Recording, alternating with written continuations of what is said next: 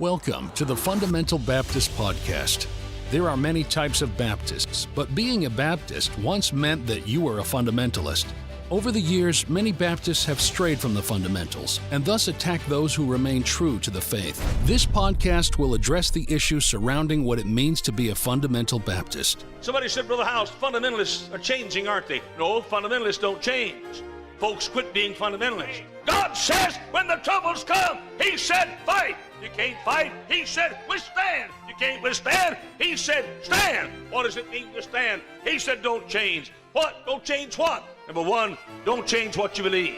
Here we will reason concerning the Scriptures about the doctrines we hold dear. We believe in souls being saved, lives being changed, and Bible doctrines being strengthened by the Word of God. We believe in the local church, soul winning, missions, and everything taught in the King James Bible. I thank God tonight for this wonderful Bible. You know, I thank God it's a perfect book, and I love the Bible. Doesn't need any addition, no correction, nothing taken from it. Thank God tonight for the Holy Bible. I like it just like it is. We are not ashamed of being fundamental Baptists, and we want to encourage others to remain true to the Bible, their Baptist heritage, and to not change what they have been given. You just stick with the book. You can't beat this book. Why does every generation feel that we got to change it just a little bit because our daddy did it like this and our granddaddy did it like that, and let's change it just a little bit? You change it, and things that are different are not the same. The same commit thou to faithful men. Thank you for joining us in our discussion of what it means to be a fundamental Baptist. Hello and welcome. David Baker here. Hey, welcome to the Fundamental Baptist Podcast, and we're glad that you're here. And I have an important topic today. My co-host is not available, and so I'm going to do one just myself. So sorry you're stuck with me, but one that I think is just so important for ministry, for life, for families, and it is that. It's about family. It's about children. We're in Bible college, we learned and we were taught how important family was, and that if you lose your family, many times you will lose your ministry, all of it or part of it. If you lose your marriage, it's very hard to keep pastoring if you lost your marriage. If you lose your kids, there will be people who will look at you and how it will affect your ministry. And that's very tough. Now let me say this, the gifts and calling of God are without repentance. Whatever you've gone through, God has still called you to preach. You might not be pastoring, but God intends and expects us all to win souls, to serve Him, to be in ministry, to be in church, to help other people. That doesn't matter. So don't take this as if you have struggled or your family has struggled that you shouldn't be serving God. Absolutely not. You should be. But I want to talk about that with children. We'll do one later and talk about marriage. But talk about children because it is so important. Many people have said to me, Brother Baker, Pastor Baker, your children are the best asset that you have. We may not like you, we may hate you, but hey, you've got some good kids. You guys did something right. Our kids are not perfect. Believe me, we know. We have 11 of them. And it's amazing what God's done in their life, and it's amazing how well they're doing and how blessed we are to have them. And so a couple years ago, I felt like God wanted me to put together a program to help people with their children. It's called a video coaching program. It's 12 videos, and I'm going to give it to you, okay? It's something that normally these type of things are sold, but at the end I'll tell you where you can go and get it. I want to talk to you about it personally right here now and hopefully stir your heart to get that. Again, it's 12 videos, so there's no way in one podcast I'm going to be able to cover all that, but I want to talk to you about the topics. I want to talk to you about the things that are important. If we can't teach and train and rear our children in the right way, they become arrows in the hands of a mighty man. They become weapons that we get to use against the devil. They become ones who are also winning souls and helping people and changing lives. And what my children have done for God, the people they've led to Christ, the people that they've reached is amazing. And I love to watch that. And it's also changed their life in the middle of that. So I want to say one more disclaimer. If your children have struggled or are struggling, okay, please do not give up on them. Please do not give up on them. Listen carefully. I was the prodigal. In high school, had a good mom and dad. Never smoked, drank, cussed. Went to Baptist church. Dad's a deacon, mom's Sunday school teacher. And guess what? I turned to be a rebel. and got into drinking, moved out of the house when I was in high school, told my parents I wouldn't live by their rules, finished high school in a party apartment, then got into drugs, joined the Army, jumped out of airplanes, wild and crazy, got put in jail one night. All that was over 33 years ago. But I was that. But my mom and dad did not give up. They kept praying and working and doing everything they could so God would get a hold of their son and turn him around. And so I have been my parents' pastor now for 27 years. So parents, do not quit. Do not, the phrase goes, sell the farm. If that prodigal father had sold the farm and moved away, when his son had come back home, there would be nothing there. Make sure you don't sell the farm. Don't quit serving God. Don't quit winning souls. Don't quit the standards. Don't quit any of that. You let them see when they come back after they have lost everything, they see mom and dad still believing and doing the same thing they always did, okay? Now, we have a program on that. It's called Parents with Prodigals. It's also a video coaching program, and we'll talk about that. I'm sure we'll have one issue of that one day. But these video coaching programs have been a great help to me as a pastor to be able to put these together, to give them away to people in our church when they need it.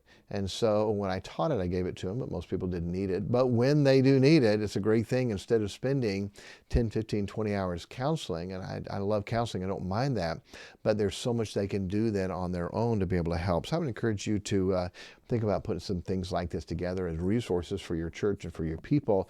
It's been a big help to us. And so, again, I'll show you where to get at the end, but I'm going to jump in and go through some of these topics and hopefully be able to be a help to you and your children and your family, because it is such a big deal. If we can rear our children the right way, it's blessing unto her that bear. If we rear a wise child, it's blessing to her that bear him.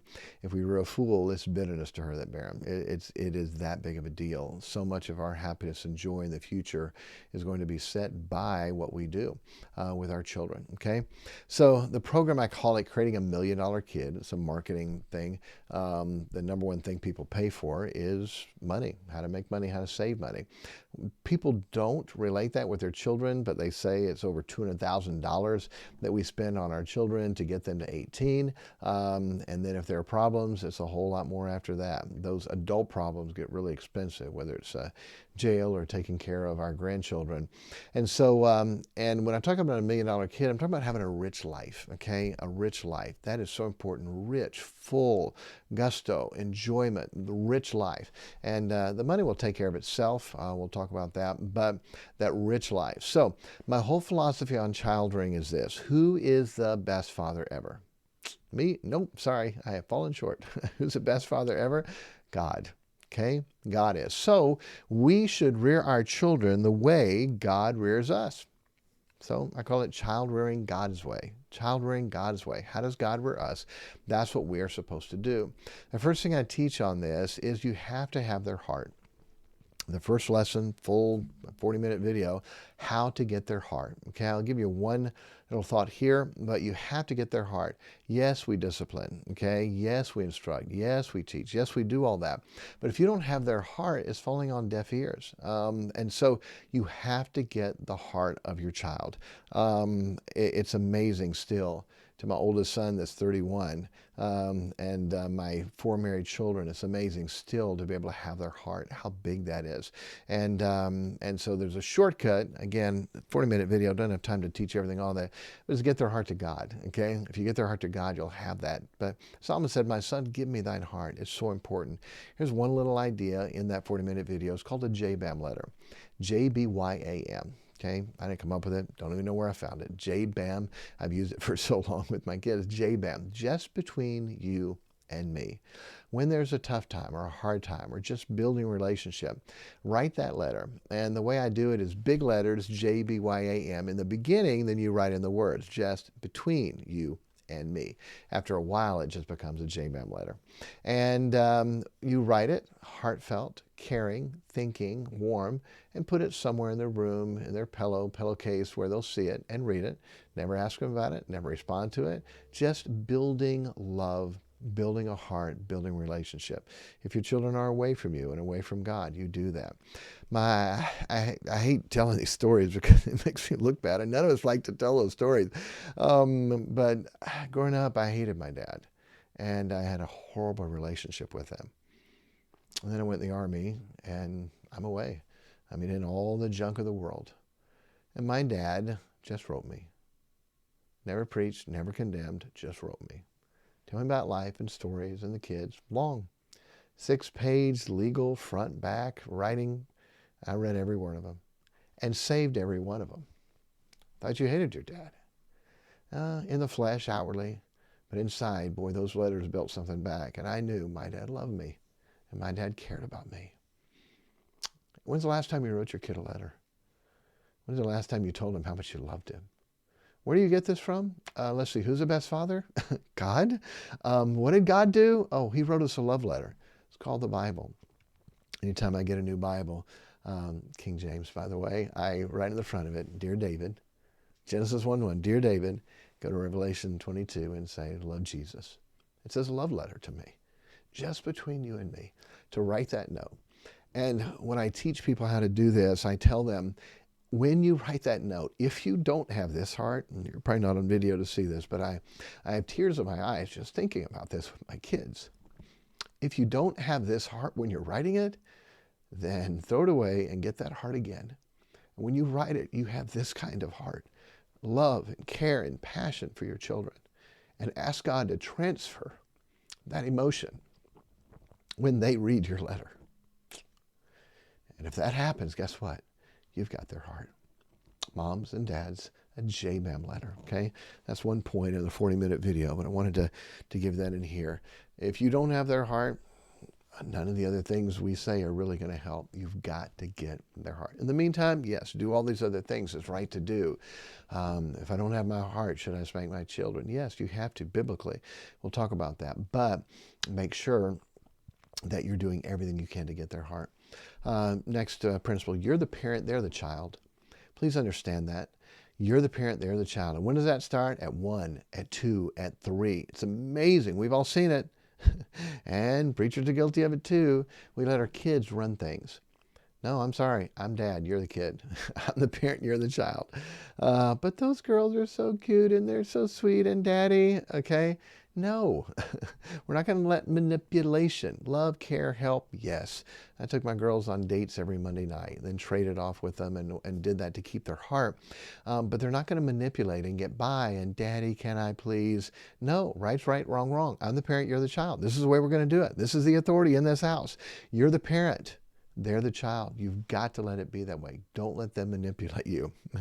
I teach on this. At the end of the day, it ought to be parents 50, kids 0. Parents 100, kids 0. Okay? It needs to be that way. Children are terrorists. They will take advantage of every inch you give them. Wow, do you not love kids? Oh, I love my kids, and ask them. They know that. But you have to understand what children can do and how they will take that and manipulate that and cause so many problems in your life and in your marriage. Okay? Next big point. The number one thing our kids need is to walk with God. They need a personal relationship with God.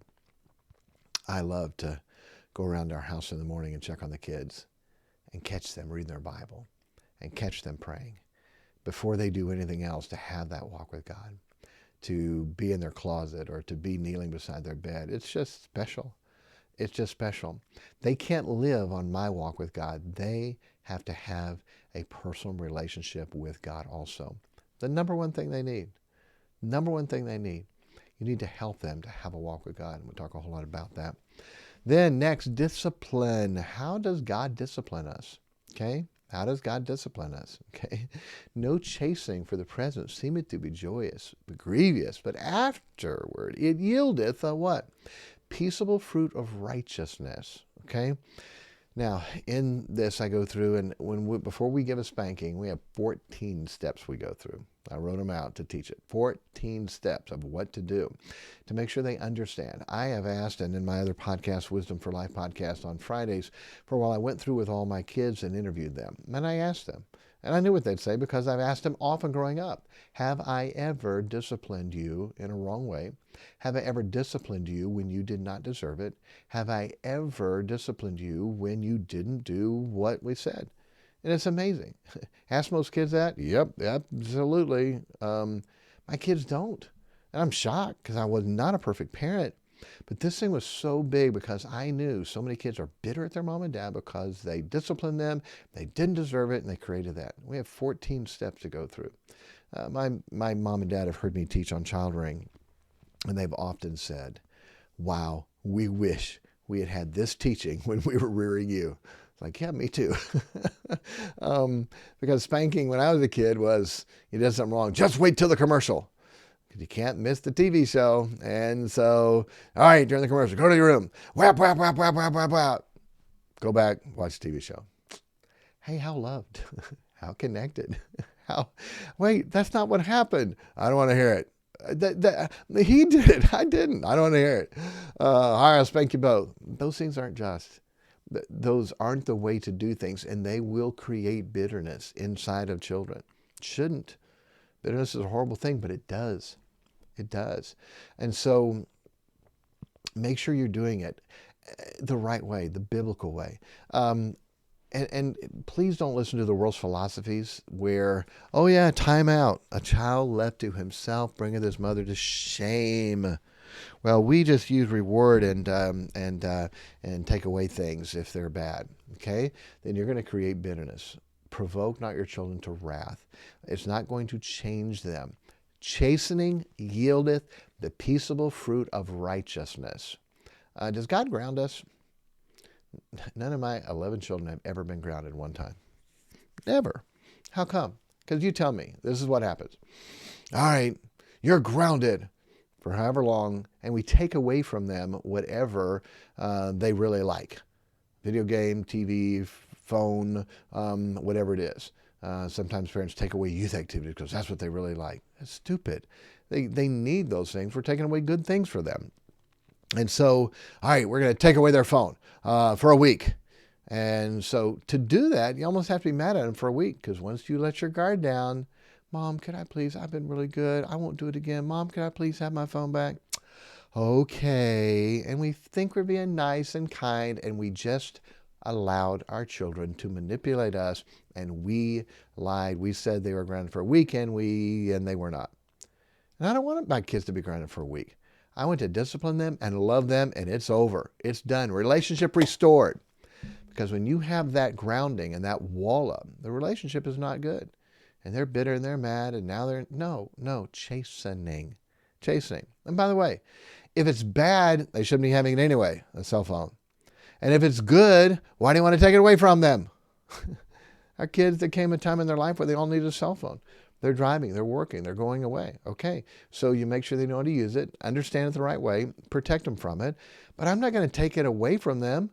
You can't drive anymore. Oh, great. Now I have to take them to work back and forth every day. If it's good, then they should do it. If it's bad, they shouldn't do it. So what is there to take away? That's not how God rears us. Is this preaching a little? Sorry, a podcast, okay? But you've seen so many wrong things in the area of discipline. It's just gigantic, okay? Again, whole lesson on that, how God rears us. Then, very important, to love our children in their language. Parents think, Dad, I go to work every day. I provide a roof over your head. I provide clothes for you and food for you. See, I love you. Sorry, doesn't work. Kids don't understand love that way. They spell love F-U-N. T-I-M-E. They spell love that way.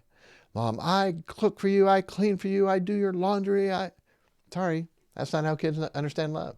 Kids understand love by fun. Kids understand love by time. That's how kids understand love. And we need to do that. Go through a story with one of our sons and their animal, and boy, they loved their dog, and they want to show their dog they love him. So they wrote him a poem. Didn't get it. They sang him a song. Didn't get it. They came up with all these things to show the dog they loved him. Sorry, it wasn't their language. So, a can of meaty, canned Alpo dog food and rub their belly. All right, they got it now. They got it.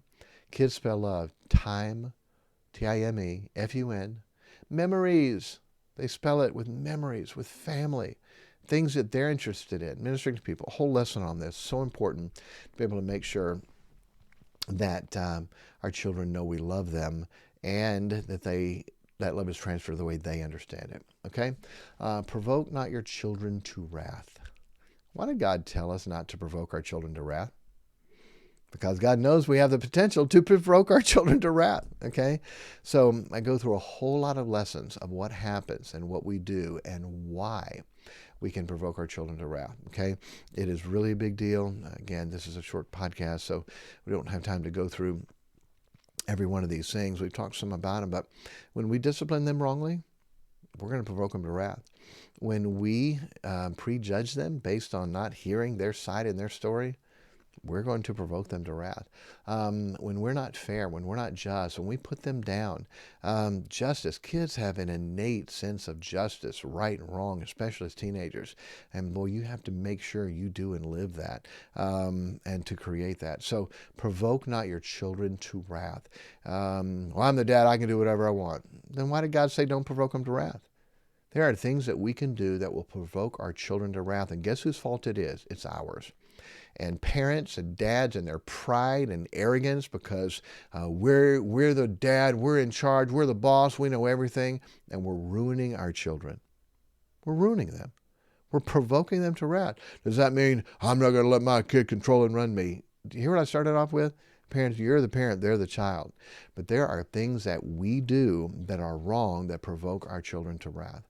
I constantly ask my children, have I done something?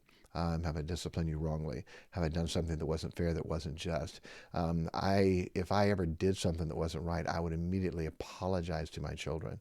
I would ask them for their forgiveness. Well, isn't that going to lower your authority? No, it builds it. It builds it. Gigantic to do that. Do not provoke your children to wrath. Anyway, long lesson, but make sure you take advantage of that. Then, don't let the devil use you as a stumbling block. Don't let the devil use you as a stumbling block, okay? The devil will prop you up as a stumbling block. And I'm going to illustrate this if you're watching on video. If not, you just got to picture it. But say God is over here on one side, and our children are over here on another side. They're saved. They trusted Christ as their Savior, but they're away from God, okay? The devil, things happen to put them in the way. So God is drawing them to Him. Through His Holy Spirit, He is drawing them to Him. And our kids are being drawn, but what happens? Ding, there's a stumbling block. Who's that? Us. The devil will prop us up as a stumbling block so our kids can't get to God because they have to go over us to do that, and that's not going to happen. So what do? Keep propping yourself down. Keep propping yourself down. Keep propping yourself down. Do not let the devil use you as a stumbling block. If the kids have a problem with you, son, I'm sorry. I'm sure I didn't handle that right. I love you. I wish I could be the perfect dad. I wish I would handle everything right. Son, I haven't. I know you'll do better when you're a dad, but honestly, I've not been the best dad, and I'm sorry. Son, would you please forgive me? Son, I'm asking you, would you please forgive me? Yeah, Dad, I'll forgive you. Okay, thank you, son. You're not the stumbling block anymore. You're not in the way. Now what? God's going to continue to draw them to Him. Okay? And so don't be a stumbling block. Don't play favoritism. It's amazing. Look what happened. Isaac favored Esau. Rebekah favored Jacob. And we have a major, major problem. My parents were so crazy fair. They went out of the way. For Christmas, my last gift, okay, has been, you ready? A jar of grape jelly with 27 cents on top. Why? To make it fair, a jar of grape jelly and 27 cents would make it fair to the penny of what my parents spent on each of our children. There are times I have a 30-06 deer rifle, and there are times I got a box of shells, and I open it up and they're not all there. And he said, yeah, son, if I gave you this whole box, it would have gone over what the other kids got. So I only gave you 3 out of the 5 or 8 out of the 10.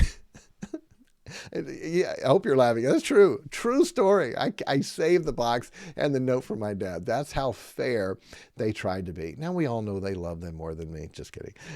My kids always say, my brothers always say that.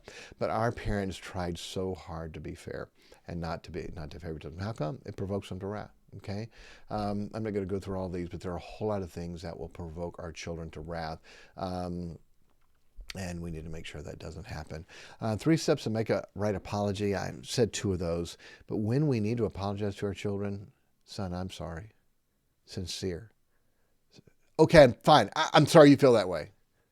Don't do that. Please don't do that. Son, I'm sorry. Sincerely, eyes to heart. Son, I'm sorry. Next, son, would you please forgive me? And make them get it. Or they have to say no. No, I'm not going to forgive you. Son, I'm sorry, because that's going to turn into bitterness, and that's going to hurt you.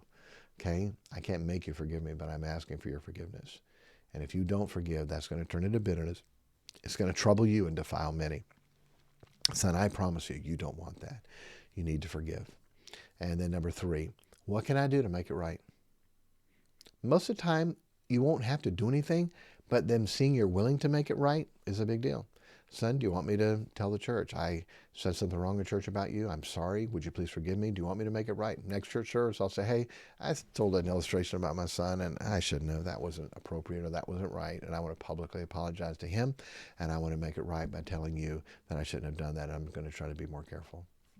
What can I do to make it right? Most people get the perfunctory, all right, fine, I'm sorry. Yeah, that really helps, okay? A sincere, I'm sorry. Would you please forgive me? And what can I do to make it right? It is gigantic, okay? All right, so new topic, new thought. Let them be the adult. Let them be the adult. What do you mean? Son, what would you do? Hey, son, if you're the dad right now in this situation, you were the dad and you had a child who did what you just did.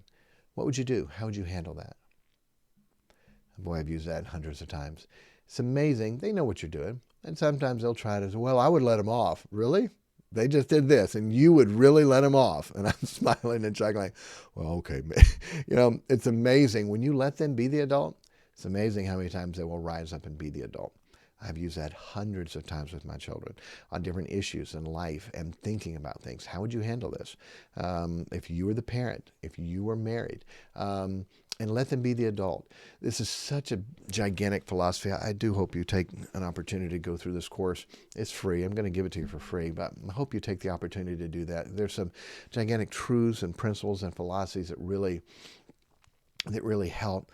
So my children, let's say brother and sister got in a fight and they're not getting along. All right, son, let's fast forward a little bit. Let's say you're married now and you just had this fight with your wife.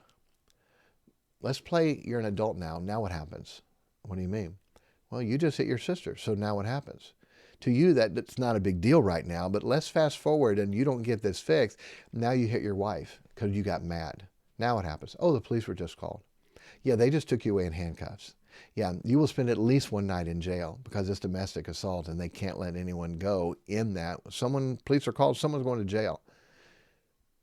Well, my sister started it. Okay, you're going to let your wife go to jail? Well, no, then you go to jail. Police cannot let two people in a domestic assault situation stay in the same house. Too many of those people get killed later on and they sue the police. So somebody has to go to jail at least for a night. Congratulations, son. You never learned how to handle your anger. You hit your sister, now you hit your wife and you're done. Yeah, son, you don't think about that. Let them be the adult, okay? Play the adult scenario. Our children all want to be older. How old are you? Almost 6. You just turned 5. What do you mean almost 6? Okay. They all want to be older. They want to be that next year. Okay. Son, and praise them. Build them up with that. So as a man to his praise, a big lesson. Also, we talk about, all right, son, you're smart. You got some wisdom. Let's say you're the adult. How would you handle this? It's your marriage. How would you do this? Hey, you were the parent. How would you do this? Hey, let's say you're on the job and your boss gave you the job to do like your mom gave you the job to do, and you did the job as well as you did it when your mom asked you. What would happen?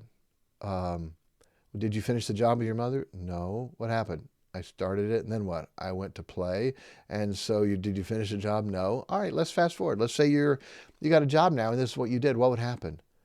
I would get fired. Yeah. Now you don't have any money, so now what happens? I can't pay my bills. Right. And now where are you going to live? I'm going to be homeless. Do you do that? Absolutely. Run that scenario out and get them thinking. This is a big deal. When your mom says clean your room, you clean your room and you clean it the right way because it has effects. One of the things I say more and more about children is we're not rearing children. They already are children. We are rearing adults. Oh, that's so cute when they say no. Oh, really? Yeah, fast forward to 15 and see how cute you think that is when she tells you no. Huh? No, it's not cute. It's not going to be good. And so everything that you see, oh, well, they'll grow out of it. Oh, yeah, they do. They grow out of stealing candy to a bicycle, and they grow out of stealing a bicycle to stealing a car. You're right. They grew out of that. The problem is growing is bigger, not smaller.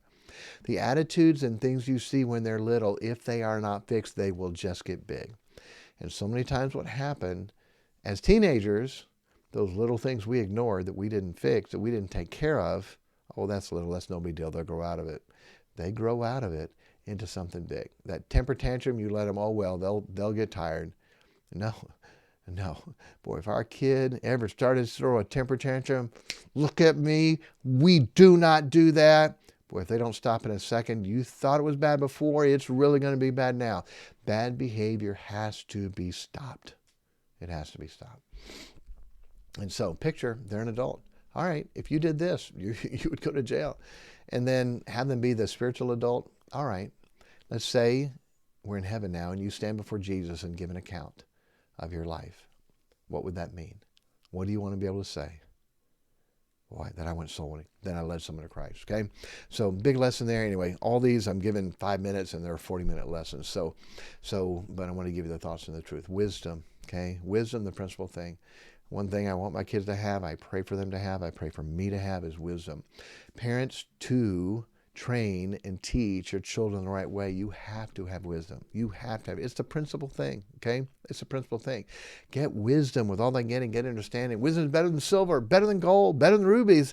The Bible says wisdom is better than silver, gold, rubies, and wisdom is better than anything that can be desired. Wisdom. So many times my wife would have a situation. All right, this kid said this, she's making dinner. Honey, take care of it. So all the hard cases were sent to me. And I would go, God, please give me wisdom. I often would tell God, it's not fair. Okay? God, it's not fair. Anytime I do something wrong, you see me and you discipline me. I don't get to see everything my kids do wrong. Dear God, how can I rear them the right way if I don't know what they're doing? God, would you please let me know and find out what my kids are doing so I can help them and fix them. I can't fix it if I don't know. It's a big deal. So one kid said this, one kid said that. It's interrogation time. I get out the battery cables. That's a joke, okay? A joke. Did you hear that? No torture in this house. Interrogation, absolutely. I interrogate the kids. And I'm going to pray for wisdom, and I'm going to keep asking questions until I see a chink, until I see an inconsistency, until I see something that wasn't right, and then I play on that and the truth comes out. Okay? I don't know there's ever been a time with my children that I did not, with God's help and wisdom, find out the truth of the situation so I could handle it. Because if they get by with it, they just get emboldened. You can't have that, okay? And so wisdom, how do you get it? Ask for it. Seek it early in life, early in the day. Hang around wise people. Again, all these things are in the lesson. Discipline and teaching give wisdom. Do what wise people do, okay? Next, or anger. Anger, by the way, wisdom will fix anger. They have an anger issue. The wisdom that is from above is first pure, then peaceable, gentle, and easy to be entreated, full of mercy and good fruits, without partiality, without hypocrisy. Kid has an anger problem, he has a wisdom problem. Because wisdom that is from above is first pure, peaceable, gentle, easy to be entreated. Wisdom will fix the anger issues in our children and in us.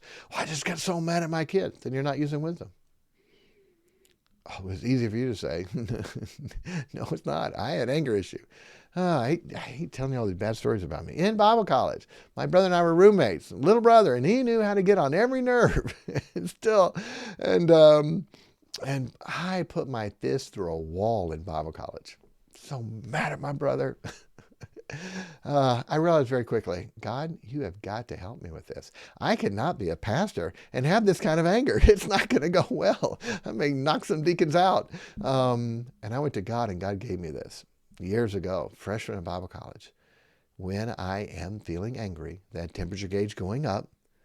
By the way, I was military. I was 82nd Airborne. They play on that. They want some aggression, and they play with those emotions. I can't have this now. God, help me with this. When I feel that temperature gauge going up, I stop. It's a trigger. God, give me wisdom. Give me wisdom. Give me wisdom. The peace, the pure, the gentleness, the ease of being treated. Wisdom is knowing what to do and having the power to do it. Wow. Done. Done. I got it. Okay. Parents, you must have wisdom. Your children must have wisdom. If we rear wise children, our life's over. I mean, our job's done. We got it. It's good. There's no problem. There's no issue. That's what we have to have. Okay. So whole lesson about wisdom. It is so important. Okay. All right. Then a whole lesson on it's always a who. It's always a who. I don't want my kid to get messed up with alcohol. Don't want him to get messed up with drugs. Yeah, I understand that. But that's not the issue. It's always a who. What do you mean? You did run well. Who hath hindered you that you should not obey the truth? Where did that alcohol come from? A who. Where did those drugs come from? A who. It's always a who. Always a who. Solomon warned his son about 13 different types of men. Warned him. 13 different types of men. Warned him about 8 different types of women. 8 different types of women that would mess him up. Okay? He warned him. It's a gigantic thing. And so in the lesson it's listed and go through all that. But we must protect our children from other people. You know the old joke. You know why the preacher's kids are so bad?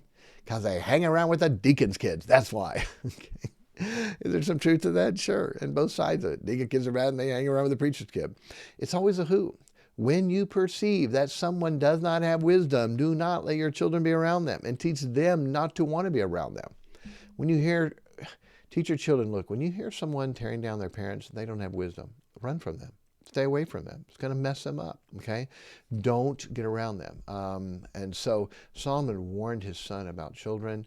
You need to make sure you are getting your kids away from those people, okay? And get them to good people. Get them to good influences, older, wise, good people to be able to help them. I mentioned this earlier, next lesson, but so is a man to his praise. As a finding pot for silver and a furnace for earth, furnace for gold, so is a man to his praise. We tear down our kids too much. We discipline more than we praise.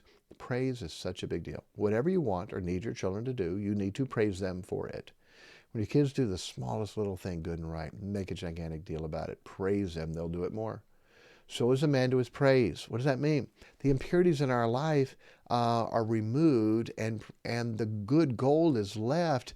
That's what praise does. It will remove the impurities and bring the gold to the top. Do you want that with your kids? Then praise them. Okay? Praise them for character, not talent. Praise them for work, not gifts, not beauty. Oh, you are so beautiful. You're just building their pride.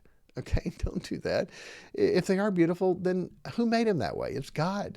They get proud about it. That's going to hurt them. Yes, for your girls to let them understand and see that God made them and you love them and they're special and things, but be careful not to build their pride that's going to hurt and mess them up. Okay? Big lesson on pride. Then, I think this is the last one. I don't know if we get to 12 or not, but one of the most important things is this, parents, for you to be the example. Solomon taught his son some amazing lessons and principles. How did Rehoboam do? He didn't. Why? Why? Because his dad didn't live it. Dr. Evans, college president, used to say, your walk talks, then your talk talks, but your walk talks louder than your talk talks. Monkey see, monkey do. What they see, they'll copy. Son, don't you be smoking cigarettes. You understand me, boy? If I see you smoking cigarettes, I'm going to wear you out. What do you think he's going to do? He's going to smoke cigarettes. How come he saw you doing it? Okay? But the Terry Angel, a great guy, good pastor, and he tells a story, and I've used it 100 times. One of my favorite stories. And if I remember the story right, he was Saturday morning. They're out bus visiting. They're going soul winning, walking down a sidewalk, and a little boy is holding his dad's hand. And they get to a sidewalk where it rained the night before and some of the mud from the embankment had come down on the sidewalk. Well, the dad just kept walking through it, and the son stopped, let go of his dad's hand. And the angel looked at his son and said, son, come on. He goes, Daddy, it's muddy. Yeah, son, but we got to go. Come on, let's go. Daddy, I don't want to get my shoes messed up. Son, I understand. Come on, we got to go. Daddy, here's a statement. Daddy, if I walk in your steps, will I be okay? the profoundness of that statement. Daddy, if I walk in your steps, will I be okay? But the angel looked at his son and said, yes, son. Yeah, if you walk in my steps, you'll be okay. Boy, dads, it's a big deal. If our kids walk in our steps, will they be okay? We must be the example for them. We're not perfect, and when we're not, we need to apologize and fix it. But we have to be an example. Solomon taught great things, but didn't live it. Make sure you pray for your kids. Make sure you beg God for them. Make sure you go through and make sure you don't have any hindrances to prayer. Make sure you have them in the Bible and in church. Make sure you're doing everything you can to help your children to have that spiritual heart and love and attitude. It's such a big deal. Our children, for their life and family, our grandchildren, our ministry for the Lord. There's so many different reasons, why it's so important to be able to make sure that we are teaching and training and rearing our children for God, okay? It's been 40 minutes. I don't want to go longer in the lesson just with me teaching, but let me tell you how to get it, okay? I don't even want to tell you how to get it because I may get criticized. But on my Fixed Families website, that's where you could go and buy it, but I want to give it to you. And so this is too long to get into, and if you criticize me for it, have fun, go ahead. Long story short, how God did this, I am running for mayor in our county. I'm not quitting pastoring. We're still going to pastor, but it's some series of events that I feel like this is what God wants me to do, and I want to use it to win souls and reach people and help people and change lives. I believe God's going to do that. But to our church, I'd always give this program away, and now to our county, I'm giving it away. And so it's already set up. It's very easy to be able to go do it and get it there. So okay, there'll be a link in the description. Just click on that. But if you want to type it in, davidbakerformayor.com, and then click on Video and Gifts. Click on Video and Gifts and scroll down to where you see the program that says How to Raise Children, Creating a $1 Million Kid. Put in your name and email address, and that will give you access to this video coaching program. 12 videos, hours and hours and hours of teaching and training. You and your wife, please go through this. Do all you can to help your children, our life, our family, our joy, their life, our grandchildren. So many things are affected by our children, okay? And so, but davidbakerformayor.com, and at the top, the banner, click on Video Gifts, Video/Gifts. You can scroll down, How to Raise Children, put in your name and email address, and it will give you access to this program, okay? And so, like, what? You're running for mayor? Yeah, and that's stupid. That's what I keep saying. Why in the world am I doing this thing? And I'm only doing it, I promise you, because I feel like God's making me. I ran from it for 4 or 5 months and just kept telling God, no, that's the last thing in the world I want to do. It's going well. Now that I told you, go ahead and pray for me. I'd appreciate it. But I want to be able to give that to you. I hurt. I have many pastor friends that I see their hurt and their pain as their kids have messed up and hurt them and their church and their ministry and their life. And since I had this resource, I thought, what a great thing that would be to give it to pastors and people in ministry, and hopefully it could be a help to you. And just like Brother Howes used to say, it's a smorgasbord, okay? If you take what you want, leave what you don't. Just don't spit in our food, okay? I'm not a perfect parent, and I'm sure there's things I may say in there that you may disagree with, but I believe that God can give you something in there that can help you with your children, with your family, at whatever age they are and that you have, okay? Hey, God bless you. Thank you for taking the time to listen to this, and I truly, sincerely hope and pray that this is a help and a blessing to you and to your family. God bless. Thank you for listening to the Fundamental Baptist Podcast. If you have any questions, you can email us at thefundamentalbaptistpodcast@gmail.com.